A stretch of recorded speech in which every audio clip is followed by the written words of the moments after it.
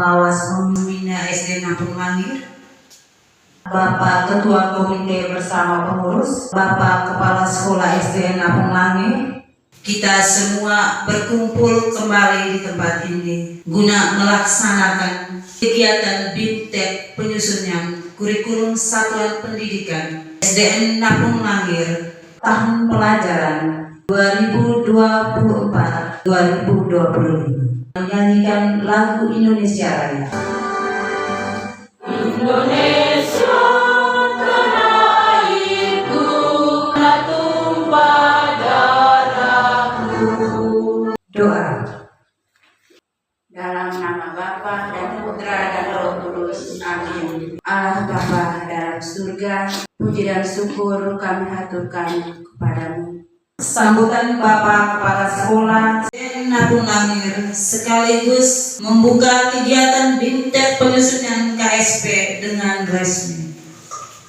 Yang terhormat Bapak Pengawas Pendamping, perwakilan komite dan orang tua, Bapak Ibu Guru, pendidikan, dan juga anak-anak yang saya kasihi. Selamat pagi semua.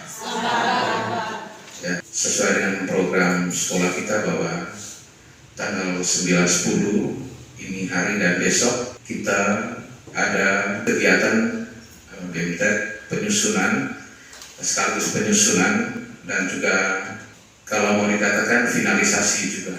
Kita sudah rumuskan bersama di tingkat sekolah. Program ini kita di Napung Langir setiap tahun kita buat, yang selalu dihadiri oleh pengurus komite. Pada tahun ini sedikit ada perubahan sesuai dengan penegasan dari Bapak Kepala Dinas, sama-sama membahas dengan Bapak Pengawas. Juknis itu bahkan syarat itu ada di lampiran, tapi merupakan penjabaran dari bab 3. Ya, dalam rancangan kita masih ada di bab 3. Tapi satu hal bahwa kurikulum itu adalah panduan atau boleh dikatakan bahwa itu adalah kitab suci kita. Untuk kita harus pegang setiap hari. Karena itu setiap tahun kita di sini tiap guru memiliki yang dulu KSP, ini tahun nanti KSP. Lalu yang berikut dalam rancangan kita juga bahwa kalau kali lalu makanya kita tebal CP berdasarkan CP yang terbaru itu kita tidak masuk di dalam, tapi kita buku sendiri itu, termasuk juga nanti modul ajar D5 maupun intrakurikuler. Karena itu kita ikuti baik, ikuti sama-sama diskusi ini karena karakteristik budaya sosial yang ada di Napung Langir ini dan juga masyarakat sekitarnya. Kita akan menerima buku kurikulum itu untuk panduan kita masing-masing di kelas. Dengan mohon rahmat Tuhan yang Maha Kuasa, pelaksanaan kegiatan BIMTEK penyusunan sekaligus finalisasi kurikulum satuan pendidikan SDN Napung Langir tahun ajaran 2024-2025 saya buka dengan resmi. Saya hormati Bapak Kepala SDN Napung Langir, Bapak Ibu staf guru, Pak pengurus komite sekolah, perwakilan orang tua, perwakilan anak didik. Selamat pagi, salam sejahtera untuk kita semua. Selamat bertemu kembali. Bagaimana kabar kita semua? Baik. Hari ini juga tuntut kembali kita semua di tempat ini bertemu dalam kondisi sehat walafiat untuk melaksanakan satu kegiatan yang sangat penting, yaitu tentang pengembangan kurikulum satuan pendidikan. Mengapa saya katakan pengembangan? Karena ini lanjut dari kurikulum tahun kemarin ya, sudah ada. Nah, untuk itu saya minta coba ditayangkan dulu. Nah, ini dia punya sistematika. Bab 1 karakteristik satuan pendidikan. Karakteristik satuan pendidikan ini tidak meliputi 3 bagian, yaitu bagian peserta didik, bagian pendidik dan tenaga pendidikan atau PTK, bagian sosial, ekonomi, budaya, satuan pendidikan. Ke bab 2 yaitu harusnya visi, misi, dan tujuan. Ya, dirubah visi, misi, dan tujuan. Visi sekolah langsung dibuat dengan visi sekolah.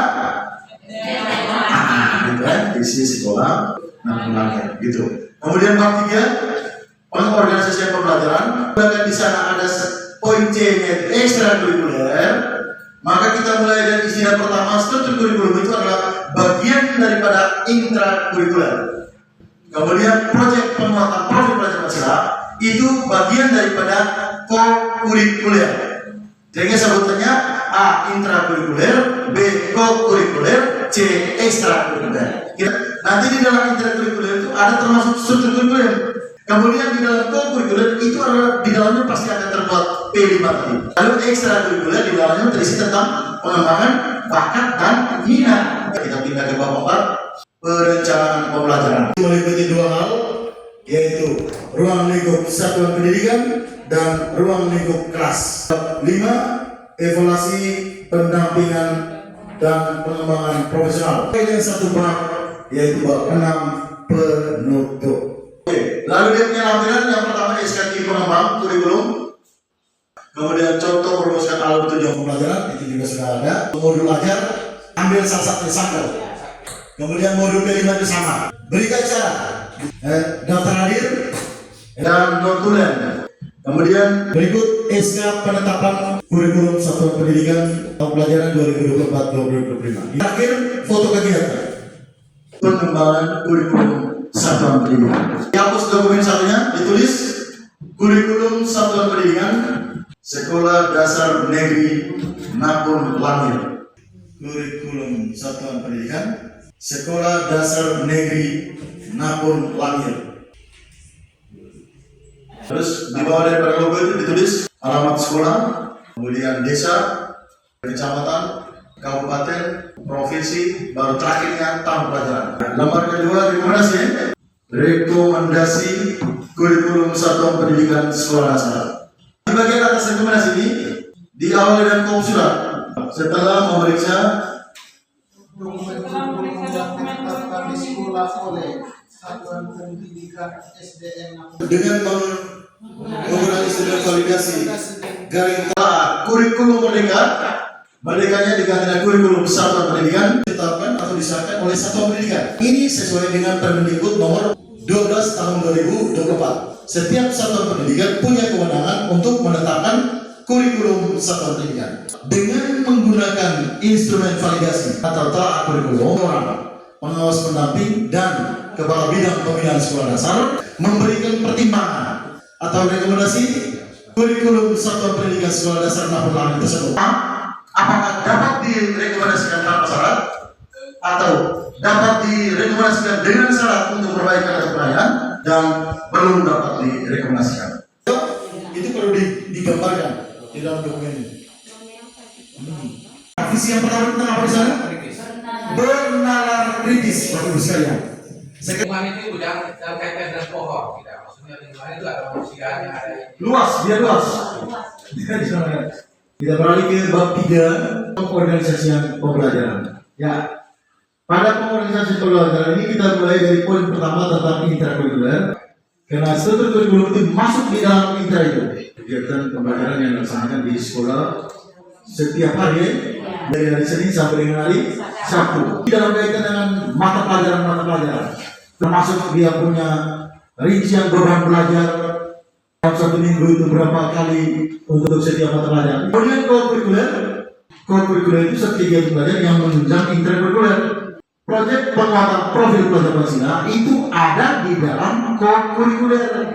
Lalu yang terakhirnya ekstrakurikuler. Kalau di dalam kurikulum lama yaitu 2013 dan kurikulum merdeka toh, dan sekarang tetap berpakai pada kurikulum merdeka ya. di sini hanya di kalian apa uraian di pembelajaran itu apa sih itu ya? Atau biar Ya, itu berapa? 108. Itu intranya.